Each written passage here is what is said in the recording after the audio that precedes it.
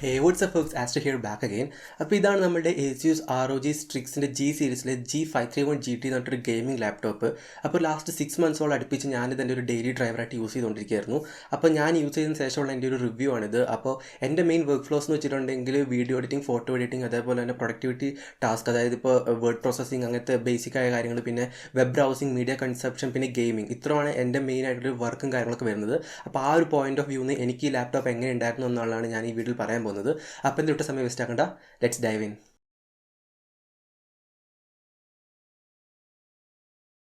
അപ്പോൾ ഏറ്റവും ഫസ്റ്റ് നമുക്ക് ഈ ഒരു ലാപ്ടോപ്പിൻ്റെ ഡിസൈൻ ആൻഡ് ബിൽഡ് ക്വാളിറ്റി വെച്ച് തന്നെ സ്റ്റാർട്ട് ചെയ്യാം. അപ്പോൾ നിങ്ങൾ ഈ ഫസ്റ്റ് ഈ ലാപ്ടോപ്പിൽ ഒരു ഗ്ലാൻസ് എടുക്കുമ്പോൾ തന്നെ നിങ്ങൾ നോട്ട് ചെയ്തിട്ടുള്ളൊരു കാര്യം ഉണ്ടാവും. ഒരു സാധാ സിമിലർ ഒരു ഗെയിമിംഗ് ലാപ്ടോപ്പായിട്ട് കമ്പയർ ചെയ്യുമ്പോൾ ഇതിൻ്റെ ആ ഒരു ലുക്കും ആ ഒരു ഡിസൈനും കാര്യങ്ങളൊക്കെ ഭയങ്കര ഡിഫറൻറ്റാണ് നമുക്ക് കാണാൻ പറ്റും. അപ്പോൾ ടോപ്പിലേക്ക് നമ്മൾ നോക്കുകയാണെങ്കിൽ നമുക്കൊരു ബ്രഷ്ഡ് അലൂമിനിയം കൈൻഡ് ഓഫ് ഒരു ഫിനിഷ് നമുക്ക് കാണാൻ പറ്റും. അവിടെ തന്നെ നമുക്ക് സ്കാർ ലോഗോയും കാണാൻ പറ്റും. നമ്മുടെ ഈ ഒരു ROG ലോഗോ, അത് നമുക്കിപ്പോൾ നമ്മുടെ സ്കാർ സീരീസിലുള്ള ലാപ്ടോപ്പിലൊക്കെ ഉള്ള പോലത്തെ ആ ഒരു ലോഗോ ലൈറ്റപ്പ് ഇലൂമിനേറ്റ് ഒന്നും ചെയ്യത്തില്ല. അത് ജസ്റ്റ് ഒരു റിഫ്ലക്റ്റീവ് കൈൻഡ് ഓഫ് ഒരു മെറ്റീരിയലും കൊണ്ട് ഉണ്ടാക്കിയിരിക്കുന്ന ഒരു ജസ്റ്റ് ഒരു ലോഗോ മാത്രമാണ്. ആൻഡ് ഈ ഒരു ലാപ്ടോപ്പിൻ്റെ എൻറ്റയർ ഒരു ബിൽഡ് വന്നിരിക്കുന്നത് വെച്ചിട്ടുണ്ടെങ്കിൽ high quality polycarbonate material കൊണ്ടാണ്. അത് ഹൈ ക്വാളിറ്റി ആയതുകൊണ്ട് തന്നെ ഇതിൻ്റെ ബേസ് നമ്മളൊക്കെ ഈ ലാപ്ടോപ്പ് നമ്മൾ ടേബിളിൽ വെച്ച് കഴിഞ്ഞിട്ടുണ്ടെങ്കിൽ സ്റ്റഡി ആയിട്ട് അവിടെ തന്നെ ഇരുന്നുള്ള വോബിളോ കാര്യങ്ങളോ ഒന്നും തന്നെ ഇല്ല. ഇനി ബേസിൻ്റെ കാര്യത്തിലേക്ക് വരികയാണെങ്കിൽ ഈ ബേസ് നമ്മൾ ഈ ഒരു ടേബിളിൽ വെച്ചതിന് ശേഷം നമ്മൾ ഈ കീബോർഡിൻ്റെ ഭാഗത്തൊക്കെ നന്നായിട്ട് പ്രസ് ചെയ്ത് നോക്കിയിട്ടുണ്ടെങ്കിൽ അവിടെ ഒരു ഫ്ലെക്സോ കാര്യങ്ങളോ ഒന്നും തന്നെ നമുക്ക് ഫീൽ ചെയ്യത്തില്ല ഈ കീബോർഡിൻ്റെ ഭാഗത്ത്. അപ്പോൾ ആ ഭാഗമൊക്കെ സൂപ്പർ സ്റ്റഡി ആണെന്ന് നമുക്ക് പറയാൻ പറ്റും. ഇനിയിപ്പോൾ നമ്മൾ ഈ ഡിസ്പ്ലേൻ്റെ സൈഡിലേക്ക് വരികയാണെങ്കിൽ ഡിസ്പ്ലേ സൈഡ് ഒന്ന് ജസ്റ്റ് ഒന്ന് ഫ്ലെക്സ് ചെയ്യാൻ ശ്രമിച്ചിട്ടുണ്ടെങ്കിൽ ചെറിയ തോതിൽ ഫ്ലെക്സ് ആവുന്ന പോലെ തോന്നിയിട്ടുണ്ട്. അത് കുറേ അധികം ആൾക്കാർക്കൊന്നും കൺസേൺ ആയിരിക്കത്തില്ല, എന്നാലും ജസ്റ്റ് ഒരു ഫ്ലെക്സ് ഉള്ളതായിട്ട് പേഴ്സണലി തോന്നിയിട്ടുണ്ട്. ഇനിയിപ്പോൾ ഇതിനെക്കുറിച്ച് എടുത്തു പറയേണ്ട വേറൊരു കാര്യം എന്ന് വെച്ചിട്ടുണ്ടെങ്കിൽ ഈ ഡിസ്പ്ലേയിൽ വരുന്നിട്ടുള്ള ബെസൽസ് ആണ്. അപ്പോൾ നിങ്ങൾ നോക്കിയിട്ട് കാണാൻ പറ്റും ടോപ്പിലേക്കും റൈറ്റിലേക്കും അതേപോലെ തന്നെ ലെഫ്റ്റിലേക്ക് നോക്കിയിട്ടുണ്ടെങ്കിൽ വളരെ മിനിമലായിട്ടും ചെറിയൊരു ബെസൽ മാത്രമേ നമുക്ക് ഈ ലാപ്ടോപ്പിൽ കാണാൻ പറ്റുള്ളൂ. ഇനിയിപ്പോൾ ബോട്ടം സെക്ഷൻ, അതായത് ബോട്ടം സെക്ഷനിലേക്ക് വന്നിട്ട് നമുക്ക് കുറച്ച് ഇൻട്രൂസീവ് ആയിട്ടുള്ള വലിയൊരു ബെസൽ കാണാൻ പറ്റും. അതിനടിയിലായിട്ട് ചെറിയൊരു ഗ്യാപ്പൊക്കെ പോലെ ഒരു ഡിസൈൻ ടച്ചാണ്. ഒരു ഗെയിമിംഗ് എസ്തെറ്റിക് ഫീൽ ഒക്കെ കിട്ടാൻ വേണ്ടി ആ ഒരു ഡിസൈൻ ആക്ച്വലി സഹായിക്കുന്നുണ്ട്. അപ്പോൾ നേരത്തെ പറഞ്ഞ പോലെ ഈ ഒരു ലാപ്ടോപ്പിൽ വരുന്ന ബെസൽസ് വളരെയധികം തിന്നായതുകൊണ്ട് നമുക്കൊരു ഫ്രണ്ട് ക്യാമറ അതായത് വെബ് ക്യാമറ നമുക്ക് ഈ ഒരു ലാപ്ടോപ്പിൽ അവൈലബിൾ അല്ല. ആൻഡ് ASUS ബോക്സിൽ അതിന് സപ്പോർട്ടിംഗ് ആയിട്ടുള്ള ആക്സസറീസ് ലൈക്ക് ഒരു USB വെബ് ക്യാമറ ഒന്നും തന്നെ ASUS പ്രൊവൈഡും ചെയ്തിട്ടില്ല. അപ്പോൾ അതെന്തായാലും ശ്രദ്ധിക്കേണ്ട കാര്യം തന്നെയാണ്. നിങ്ങൾക്ക് കുറേ അധികം മീറ്റിംഗ്സും അതായത് ഇങ്ങനെ വീഡിയോ കോൺഫറൻസും കാര്യങ്ങളൊക്കെ ചെയ്യാനുണ്ടെങ്കിൽ അത് ഒരു ബിറ്റ് ഓഫ് എ കൺസേൺ ആയിരിക്കും. അപ്പോൾ നിങ്ങൾ എന്നിട്ട് ഈ ഒരു ഡിവൈസ് എടുക്കാൻ പ്ലാൻ ചെയ്യുന്നുണ്ടെങ്കിൽ നിങ്ങൾക്ക് ഒരു USB വെബ് ക്യാമറ എന്തായാലും അത്യാവശ്യമായിട്ട് വേണ്ടി വരും. അത് ജസ്റ്റ് മൈൻഡിൽ വെച്ചേക്കുക.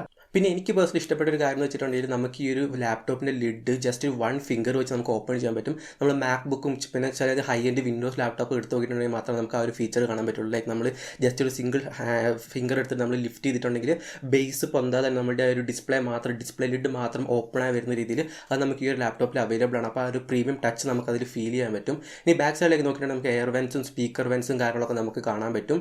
പിന്നെ ഈ ഒരു ലാപ്ടോപ്പ് എനിക്ക് വളരെയധികം ഇഷ്ടപ്പെട്ട ഒരു കാര്യം എന്ന് വെച്ചിട്ടുണ്ടെങ്കിൽ ഈ ലാപ്ടോപ്പിൻ്റെ ബേസിൻ്റെ അടിയിൽ വരുന്ന ഒരു RGB സ്ട്രിപ്പാണ്, LED സ്ട്രിപ്പാണ്. അപ്പോൾ ഈ ഒരു ലൈറ്റിംഗ്, അതായത് നമ്മൾ കുറേയധികം ലാപ്ടോപ്പിലൊന്നും ഈ ഒരു ഫീച്ചർ നമുക്ക് കാണാൻ പറ്റുന്നില്ല. അപ്പോൾ ഞാൻ കുറച്ചത് റിസർച്ച് ചെയ്തപ്പോൾ MSIൻ്റെ ഒരു ലാപ്ടോപ്പിൽ മാത്രമാണ് ഞാനിത് വേറൊരു ഇങ്ങനത്തെ കൈൻഡ് ഓഫ് ഒരു ഡിസൈൻ കണ്ടത്.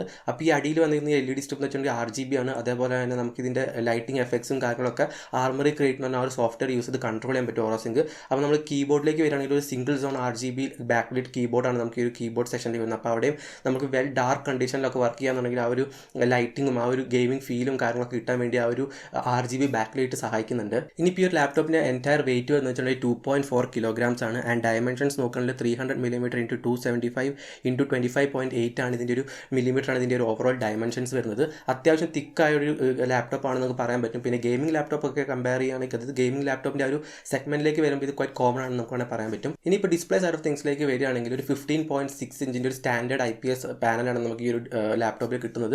അപ്പോൾ ഡിസ്പ്ലേനെ കുറിച്ച് എടുത്തു പറയാനായിട്ട് ഭയങ്കര വലിയ ഔട്ട്സ്റ്റാൻഡിംഗ് ആയിട്ടോ അല്ലെങ്കിൽ പ്രത്യേകിച്ച് എടുത്തു പറയാനായിട്ടൊരു കാരണമൊന്നും തന്നെ ഇല്ല. നമുക്കൊരു ആൻറ്റി ഗ്ലെയർ കോട്ടിംഗ് കിട്ടുന്നത്, അതായത് മാറ്റ് ഫിനിഷിലാണ് നമുക്കൊരു ഡിസ്പ്ലേ വരുന്നത്. അപ്പോൾ ഈ ആൻറ്റി ഗ്ലെയർ കോട്ടിംഗ് ഉള്ളതുകൊണ്ട് തന്നെ നമുക്ക് ഈ കുറേയധികം റിഫ്ലക്ഷൻ കാര്യങ്ങളൊക്കെ ഒഴിവാക്കാൻ പറ്റുന്നുണ്ട്. പിന്നെ ഇത് സ്റ്റാൻഡേർഡ് 60 Hz റിഫ്രഷ് റേറ്റോട് കൂടിയ ഒരു ഡിസ്പ്ലേ ആണ്. അതുകൊണ്ട് തന്നെ നമുക്ക് വേറെ അധികം എക്സെപ്ഷണലായ പെർഫോമൻസോ കാര്യങ്ങളൊന്നും തന്നെ ഈ ഒരു ഡിസ്പ്ലേന്ന് കിട്ടാനില്ല.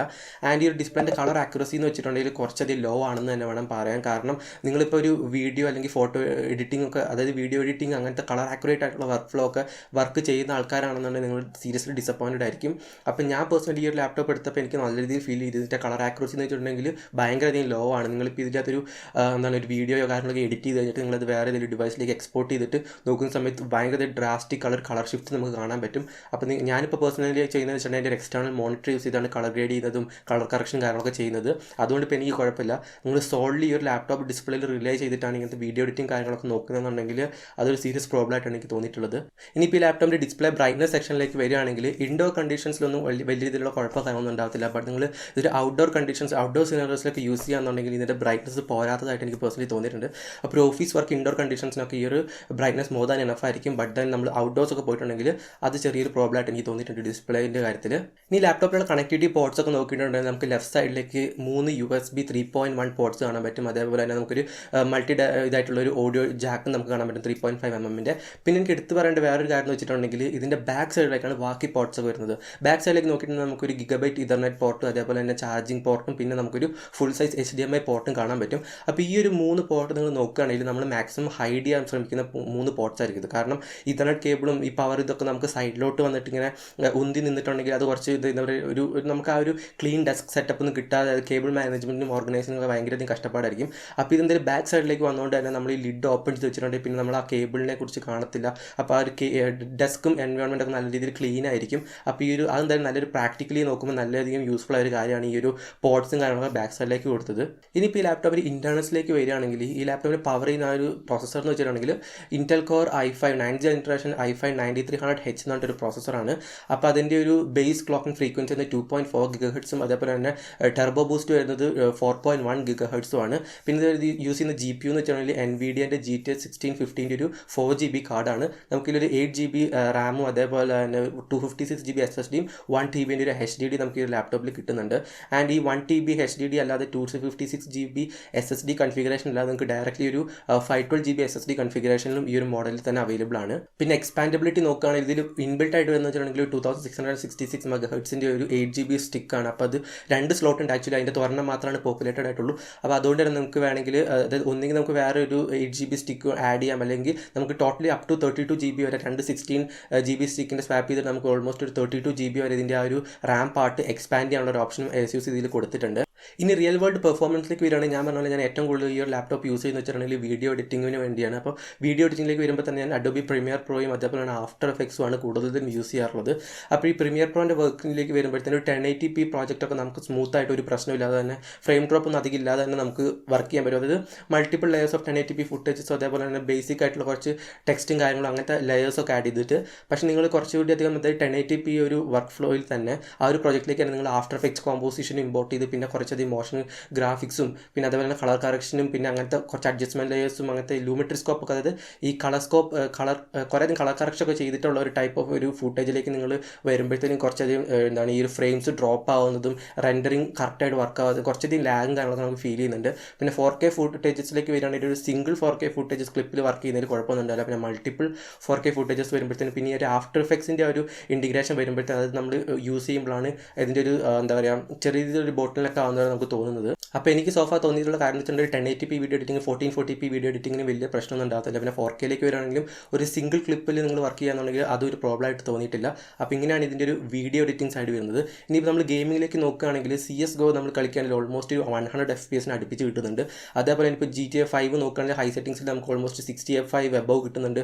അതേപോലെ ഇപ്പോൾ ടോം റൈഡർ നോക്കുകയാണെങ്കിൽ ഒരു 45 to 50 ആ ഒരു റേഞ്ചിൽ മാത്രമാണ് FPS കിട്ടുന്നുള്ളൂ. പിന്നെ റോക്കറ്റ് ലീഗ് ഒക്കെ കളിക്കുകയാണെങ്കിൽ നിങ്ങൾക്ക് ഫുൾ ഓൺ FPS നല്ല രീതിയിൽ കളിക്കാൻ പറ്റും. അപ്പോൾ ഗെയിമിംഗ് എക്സ്പീരിയൻസ് നോക്കുകയാണെങ്കിൽ ഈ ഒരു പ്രൈസ് സെഗ്മെൻറ്റിൽ നോക്കുമ്പോൾ നല്ല രീതിയിലുള്ള ഒരു ഗെയിമിംഗ് എക്സ്പീരിയൻസ് ആണ് കിട്ടുന്നത്. അപ്പോൾ ഇതാണ് ഈ ഒരു ലാപ്ടോപ്പിൻ്റെ കുറച്ചധികം ബെഞ്ച് മാർക്ക് റിസൾട്ട്സും കാര്യങ്ങളൊക്കെ.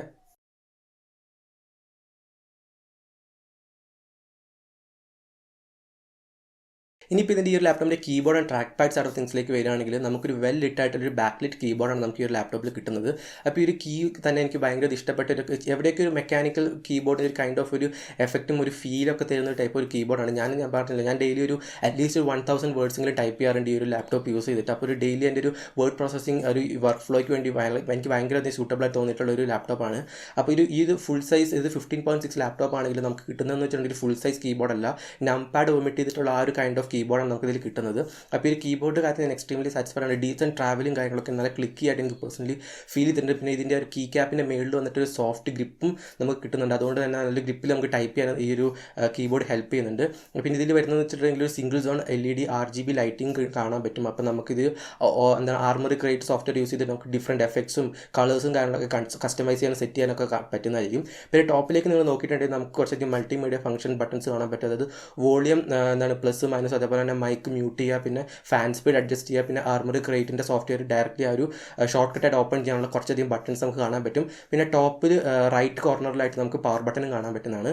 ഇനി ഇപ്പോൾ ട്രാക്ക് പാഡിനെ കുറിച്ച് സംസാരിക്കുകയാണെങ്കിൽ ട്രാക്ക് പാഡ് നല്ല രീതിയിൽ സ്മൂത്താണ്, നല്ല ഗ്ലൈഡിങ് ആയിട്ട് നമുക്ക് തോന്നും. അതായത് ഇപ്പോൾ നമ്മൾ യൂസ് ചെയ്യാൻ നമുക്ക് വലിയ സ്ട്രെയിനോ കാര്യങ്ങളൊന്നും ഫിംഗേഴ്സിന് വരുന്നില്ല. പിന്നെ അടിയിലേക്ക് വരികയാണെങ്കിൽ 2 ക്ലിക്കബിൾ ആയിട്ടുള്ള ബട്ടൺസ് നമുക്ക് കിട്ടുന്നുണ്ട്. പക്ഷേ ഈ ബട്ടൺസിൻ്റെ ക്വാളിറ്റി കുറച്ചധികം എന്താണ് ലോ ആയിട്ടുള്ള പോലെയാണ് തോന്നുന്നത്. കാരണം നമ്മൾ ഒരു സൈഡിലേക്കൊക്കെ ക്ലിക്ക് ചെയ്യുന്ന സമയത്ത് നമുക്ക് ക്ലിക്കാകും, പക്ഷേ നമുക്ക് ആ കീ കിടന്ന് ഇളകുന്ന പോലെയൊക്കെ നമുക്ക് ഫീൽ ചെയ്യുന്നുണ്ട്. അപ്പോൾ അതൊരു കൺസേൺ ആണ്. പിന്നെ ഈ ഒരു ട്രാക്ക് പാഡിനെ കുറിച്ച് നമ്മൾ വിൻഡോസ് പ്രിസിഷൻ ഡ്രൈവറൊക്കെ യൂസ് ചെയ്യുന്നുണ്ട്. നല്ല രീതിയിൽ തന്നെ ആക്യുറേറ്റും കാര്യങ്ങളൊക്കെയാണ്, പ്രശ്നമോ കാര്യങ്ങളൊന്നും തന്നെ ഉണ്ടാകുന്നത്. പിന്നെ ഈ കീബോർഡിൻ്റെ മേളിലായിട്ട് നമുക്ക് കുറച്ച് സ്റ്റാറ്റസ് LED കാണാൻ പറ്റും. അതായത് ഇപ്പോൾ ലാപ്ടോപ്പ് റണ്ണിങ്ങിലാണോ, ചാർജിങ്ങിലാണോ, അത് ലോ ബാറ്ററി ആണോ, അങ്ങനത്തെ കുറച്ചധികം LED ഇൻഡിക്കേറ്റേഴ്സ് കാണാൻ പറ്റും കീബോർഡിൻ്റെ ടോപ്പിലായിട്ട്. നമ്മളിപ്പോൾ ഈ ഒരു ലാപ്ടോപ്പിൻ്റെ ലിഡ് ക്ലോസ് ചെയ്ത് വെച്ചേക്കാണെങ്കിൽ ഞാൻ പറഞ്ഞാൽ നേരത്തെ നമ്മൾ ആ ലാപ്ടോപ്പ് സ്ക്രീനിൻ്റെ താഴെയുള്ള ആ ഒരു കട്ടിങ്, ആ ഒരു ഗ്യാപ്പിൽ കൂടെ നമുക്ക് ഈ ഒരു LEDs വിസിബിൾ ആണ്. അപ്പോൾ നമ്മളിപ്പോൾ ചാർജിങ് ഇട്ടേക്കാണെങ്കിൽ ഈ ലാപ്ടോപ്പിൻ്റെ ലിഡ് ക്ലോസിംഗ് ആണെങ്കിൽ നമുക്ക് ഈ LED സ്റ്റാറ്റസ് ഒക്കെ ആ ഒരു ഗ്യാപ്പിലൂടെ നമുക്ക് കാണാൻ പറ്റുന്നതാണ്. പിന്നെ എടുത്തു പറയേണ്ട വേറൊരു കാര്യം വെച്ചിട്ടുണ്ടെങ്കിൽ ലാപ്ടോപ്സ് യൂസ് ചെയ്തിരിക്കുന്ന സ്പീക്കേഴ്സ് ആണ്. അപ്പോൾ 2 1.5 വാട്ടിൻ്റെ സ്പീക്കേഴ്സാണ് നമുക്ക് ഈ ലാപ്ടോപ്പിൽ കിട്ടുന്നത്. അത് നമുക്ക് ആർമറി ക്രിയേറ്റ് സോഫ്റ്റ്വെയർ യൂസ് ചെയ്ത് ട്യൂൺ ചെയ്യാനൊക്കെ ഉള്ള ഓപ്ഷനും കാര്യങ്ങളൊക്കെ ഉണ്ട്. അപ്പോൾ നല്ല രീതിയിൽ തന്നെ ഒരു ലൗഡാണ്. ഈ ഒരു ലാപ്ടോപ്പിന് ഇത്രയും ലൗഡായിട്ടുള്ള ഒരു സ്പീക്കർ ഞാൻ ഒരിക്കലും എക്സ്പെക്ട് ചെയ്തിട്ടുണ്ടായിരുന്നില്ല. അപ്പോൾ സ്പീക്കർ ക്വാളിറ്റിയിൽ ഞാൻ ഭയങ്കര അധികം സാറ്റിസ്ഫൈഡ് ആണ്. ആൻഡ് ഈ ഒരു പ്രൈസ് പോയിന്റ് കൺസിഡർ ചെയ്യുമ്പോൾ ഈ ഒരു സ്പീക്കർ ക്വാളിറ്റി എന്ന് വെച്ചിട്ടുണ്ടെങ്കിൽ എൻ്റെ എക്സെപ്ഷനിലാണെന്ന് നമുക്ക് പറയാൻ വേണ്ടി. അത് നമുക്ക് മീഡിയ കൺസെപ്ഷനൊക്കെ ആണെങ്കിൽ അത്യാവശ്യം നല്ല രീതിയിൽ സൗണ്ടും ഉണ്ട്. നമ്മളൊരു ക്ലോസ്ഡ് റൂമിലൊക്കെ ഇരുന്ന് വർക്ക് ചെയ്യുകയാണെങ്കിൽ നമുക്ക് ഈ ഒരു sound will be more than enough എന്നാണ് എനിക്ക് പേഴ്സണലി തോന്നിയിട്ടുള്ളത്. നമുക്കൊരു ബിൽറ്റ് ഇൻ സിംഗിൾ, അതായത് മൾട്ടി ആയ മൈക്രോഫോൺ നമുക്ക് ഈ ഒരു ലാപ്ടോപ്പിൽ കിട്ടുന്നുണ്ട്. ഇനി റൈറ്റ് ഓഫ് ദ ബോക്സ് നമുക്ക് ഈ ഒരു ലാപ്ടോപ്പ് വരുന്നത് വെച്ചിട്ടുണ്ടെങ്കിൽ വിൻഡോസ് 10 ഒരു home edition 64-bit OS pre installed ആയിട്ടാണ്. നമുക്ക് ബ്ലോട്ട് വെയർസോ കാര്യങ്ങളൊന്നും തന്നെ ആകെപ്പാടുള്ളത് മെക്കാഫി ഒരു ആൻറ്റിവൈറസ് ബ്ലോട്ട് പോലെ ഓൾറെഡി ഇൻസ്റ്റാൾഡ് ആണ്. പിന്നെ ആർമറി ക്രിയേറ്റിൻ്റെ സോഫ്റ്റ്വെയറുമാണ്. ഇത് രണ്ട് മാത്രമേ നമുക്ക് ഈ ലാപ്ടോപ്പിൽ പ്രീ ഇൻസ്റ്റാൾഡ് ആയിട്ട് വരുന്നുള്ളൂ. മെക്കാഫി നമുക്ക് വേണമെങ്കിൽ അൺഇൻസ്റ്റാൾ ചെയ്യാവുന്നേ ഉള്ളൂ. പിന്നെ ആർമറി ക്രിയേറ്റ് സോഫ്റ്റ്വെയർ യൂസ് ചെയ്ത് നമുക്ക് കുറേയധികം കാര്യങ്ങൾ ഈ ഒരു ലാപ്ടോപ്പിൽ ട്യൂൺ ചെയ്യാനും സെറ്റിംഗ്സ് ചേഞ്ച് ചെയ്യാനൊക്കെ പറ്റും. അപ്പോൾ ഈ ആർമറി ക്രിയേറ്റ് സോഫ്റ്റ്വെയറിൽ തന്നെ നമുക്ക് ഇതിൻ്റെ ഒരു ഫാൻ സ്പീഡ്, അതായത് നമുക്ക് കുറച്ചധികം മോഡ്സ് ഉണ്ട് ഈ ഒരു ലാപ്ടോപ്പിൽ. അതായത് silent mode, Windows mode, performance, turbo. അത് നിങ്ങളുടെ വർക്ക് ഫ്ലോ അനുസരിച്ച് നിങ്ങൾക്ക് ഈ ഒരു ലാപ്ടോപ്പിൻ്റെ ഒരു പെർഫോമൻസ് കൂട്ടുകയോ കുറയ്ക്കുകയോ വേണമെങ്കിൽ നമുക്ക് ആ ഓരോ മോഡിൽ സ്വിച്ച് ചെയ്യാവുന്നതാണ്. അപ്പോൾ ടർബോ മോഡിലൊക്കെ ഇട്ട് കഴിഞ്ഞിട്ടുണ്ടെങ്കിൽ നമുക്ക് കാണാൻ പറ്റിയ ഒരു ഫാൻ വന്നിട്ട് എക്സ്ട്രീം നല്ല സ്പീഡിൽ എന്താണ് സ്പിൻ ചെയ്യുന്ന നല്ല നോയ്സും കാര്യങ്ങളൊക്കെ ഉണ്ടാവും. നിങ്ങളിപ്പോൾ ജസ്റ്റ് ഒരു വേർഡ് പ്രോസസ് ചെയ്യുക അല്ലെങ്കിൽ ഇൻ്റർനെറ്റ് ബ്രൗസിംഗ് ഒക്കെ ചെയ്യുന്നതെന്നുണ്ടെങ്കിൽ നിങ്ങൾക്ക് സൈലൻറ്റ് മോഡിൽ ഇട്ടിട്ടുണ്ടെങ്കിൽ ഫാൻ എക്സ്ട്രീംലി ലോ ആയിരിക്കും, അതായത് സൗണ്ട് ഒട്ടും തന്നെ ഉണ്ടാവില്ല. അങ്ങനെ കുറേയധികം കൺഫിഗറേഷൻസ് ഒക്കെ നമുക്ക് ഈ ആർമറി ക്രിയേറ്റ് സോഫ്റ്റ്വെയർ യൂസ് ചെയ്ത് കിട്ടുന്നുണ്ട്. അതേപോലെ നമുക്ക് ഈ ഒരു ഡിസ്പ്ലേൻ്റെ കളർ ടെമ്പറേച്ചർ, കളർ സെറ്റിംഗ്സ്, അതേപോലെ തന്നെ ഏത് തരത്തിലുള്ള കണ്ടൻസ് ആണ് നമ്മൾ എൻജോയ് ചെയ്യുന്നത് അതിനനുസരിച്ച് ഡിസ്പ്ലേ മോഡ് മാറ്റുക, അങ്ങനത്തെ കുറേ ഓപ്ഷൻസ് ആർമറി ക്രിയേറ്റ് സോഫ്റ്റ്വെയറിലുണ്ട്. പിന്നെ അതുകൂടാതെ തന്നെ നമുക്ക് ഈ ഒരു ആദ്യം പറഞ്ഞ പോലെ അടിയിലുള്ള LED സ്ട്രിപ്പിൻ്റെ കളർ, അത് കളേഴ്സും എഫക്ട്സ് ഒക്കെ ചേഞ്ച് ചെയ്യുക, പിന്നെ ഈ ഒരു ബാക്കിലിട്ടായ കീബോർഡിൻ്റെ എഫക്ട്സ് ഒക്കെ ചേഞ്ച് ചെയ്യുക, അങ്ങനത്തെ കുറേയധികം ഹോൾ ഹോസ്റ്റ് ഓഫ് ഫീച്ചേഴ്സ് നമുക്ക് ഈ ആർമറി ക്രിയേറ്റ് സോഫ്റ്റ്വെയറിലുണ്ട് കിട്ടുന്നുണ്ട്. നമുക്ക് ഓഡിയോ ട്യൂൺ ചെയ്യാനും ഈ ഒരു എക്സാക്ട് സെയിം സോഫ്റ്റ്വെയർ യൂസ് ചെയ്യാവുന്നതാണ്. ഇനിയിപ്പോൾ അവസാനമായിട്ട് സംസാരിക്കാനുള്ളത് വെച്ചിട്ടുണ്ടെങ്കിൽ ഈ ഒരു ലാപ്ടോപ്പിൻ്റെ ബാറ്ററിയാണ്. അപ്പോൾ നമുക്കൊരു 3 സെൽ ബാറ്ററിയാണ് ഈ ഒരു ലാപ്ടോപ്പിൻ്റെ കിട്ടുന്നത്. അപ്പോൾ നിങ്ങളൊരു സാധാ ഒരു മിനിമലായിട്ടൊരു വെബ് ബ്രൗസിങ്, അതേപോലെ വേർഡ് പ്രോസസ്സിങ്, അങ്ങനത്തെ ബേസിക് ആയ ടാസ്ക്, ഒരു മീഡിയം യൂസേജിലുള്ള കൈൻഡ് ഓഫ് ടാസ്ക് ഒക്കെ ചെയ്യാമെന്നുണ്ടെങ്കിൽ നിങ്ങൾക്ക് ഓൾമോസ്റ്റ് ഒരു 4 hours 4.5 hours അടുപ്പിച്ചൊരു ബാറ്ററി ലൈഫ് എക്സ്പെക്ട് ചെയ്യാവുന്നതാണ്. ആൻഡ് ഇനിയിപ്പോൾ നിങ്ങളൊരു ഗെയിമിംഗ് സൈഡ് ഓഫ് തിങ്സിലേക്ക് പോകുകയാണെങ്കിൽ നിങ്ങൾക്ക് ഓൾമോസ്റ്റ് ഒരു 2 hours അല്ലെങ്കിൽ 2.5 hours മാക്സിമം, അതിനപ്പുറത്തേക്ക് എന്തായാലും ബാറ്ററി ലൈഫ് നമുക്ക് ഈ ലാപ്ടോപ്പിൽ നിന്ന് കിട്ടത്തില്ല. ആൻഡ് അത്രയാണ് ഇതിൻ്റെ ഒരു ബാറ്ററി ലൈഫും കാര്യങ്ങളൊക്കെ വരുന്നത്. നമുക്ക് ഇതിനകത്ത് ബോക്സിന് ഇൻക്ലൂഡഡ് ആയിട്ട് ഒരു 150 watt ഒരു വാൾ അഡാപ്റ്റർ നമുക്ക് പവർ ബ്രേക്ക് ഇതിൽ കിട്ടുന്നുണ്ട്. അപ്പോൾ ആ ഒരു പവർ ബ്രേക്ക് യൂസ് ചെയ്താൽ നമുക്ക് ഓൾമോസ്റ്റ് ഒരു 1.5 hours അല്ലെങ്കിൽ 145 നമുക്ക് ഈ ഒരു ലാപ്ടോപ്പ് ഫുള്ളി ചാർജ് ചെയ്യാൻ പറ്റുന്നുണ്ട്. അപ്പോൾ considering as A gaming laptop ഇതിൻ്റെ ചാർജിങ് ലെവൽസും അതേപോലെ നമുക്ക് ഈ ഒരു ബാറ്ററി ലൈഫും കാര്യങ്ങളൊക്കെ അത്യാവശ്യം ഓൺ പോയിന്റ് ആണെന്ന് നമുക്ക് പറയാൻ പറ്റും. കാരണം 4 hours ഒക്കെ ഡീസൻ്റ് ആണെന്ന് വേണമെങ്കിൽ പറയാൻ പറ്റും. കാരണം ഈ സിമിലർ ആയിട്ടുള്ള ഏത് ഗെയിമിംഗ് ലാപ്ടോപ്പ് എടുത്ത് നോക്കിയിട്ടാണെങ്കിലും ബീങ് എ ഗെയിമിംഗ് ലാപ്ടോപ്പ് ഇത് തന്നെയായിരിക്കും അതിന് കിട്ടാൻ പോകുന്ന ഒരു എന്താ പറയുക ഒരു പെർഫോമൻസ്, അതായത് ബാറ്ററി ലൈഫ് എന്ന് പറയുന്നത്. അപ്പോൾ ഇത്രയൊക്കെയാണ് ഈ ഒരു ASUS ROG Strix G531 GT എന്ന് പറഞ്ഞിട്ട് ഈ ഒരു ലാപ്ടോപ്പിനെ കുറിച്ച് എൻ്റെ തോട്ട്സും കാര്യങ്ങളൊക്കെ. അപ്പോൾ എൻ്റെ കാര്യം നോക്കുകയാണെങ്കിൽ സാറ്റിസ്ഫൈഡ് ആണെന്ന് വെച്ചാൽ കൈൻഡ് ഓഫ് സാറ്റിസ്ഫൈഡ് ആണ്. ഈ ഒരു ഡിസ്പ്ലേ സൈഡോ ഈ ഒരു ഡിസ്പ്ലേൻ്റെ ആ ഒരു ഇഷ്യൂസ് മാറ്റി എടുത്തിട്ടുണ്ട്. വളരെ ബാങ്ക് ഫോർ ദ ബക്ക് ആയിട്ടുള്ളൊരു ഡിവൈസ് ആണ്. അപ്പോൾ ഇപ്പോൾ ഫ്ലിപ്കാർട്ടിൽ ഇത് അവൈലബിൾ ആയിട്ടുള്ള 63,000 rupees-നാണ്. അപ്പോൾ ബിഗ് ബില്യൺ ഡേയ്സ് ഓഫേഴ്സ് ഒക്കെ ഉണ്ടെങ്കിൽ നിങ്ങൾക്ക് 60,000 ആയിട്ട് അടുപ്പിച്ച് ഈ ഒരു പ്രോഡക്റ്റ് കിട്ടും. അപ്പോൾ നിങ്ങൾക്ക് എന്തായാലും ഇൻട്രസ്റ്റഡ് ആണെന്ന് ഞാൻ ലിങ്ക് എന്തായാലും ഡിസ്ക്രിപ്ഷനിൽ കൊടുത്തേക്കാം. അപ്പോൾ നിങ്ങൾക്ക് വീഡിയോ ഇഷ്ടപ്പെട്ടെന്ന് വീഡിയോ ഇഷ്ടപ്പെട്ടാൽ ലൈക്ക് ചെയ്യാനും ഷെയർ സബ്സ്ക്രൈബ് ചെയ്യാനും മറക്കണ്ട. നമുക്ക് എന്തെങ്കിലും വരെയായിട്ട് വീണ്ടും കാണാം.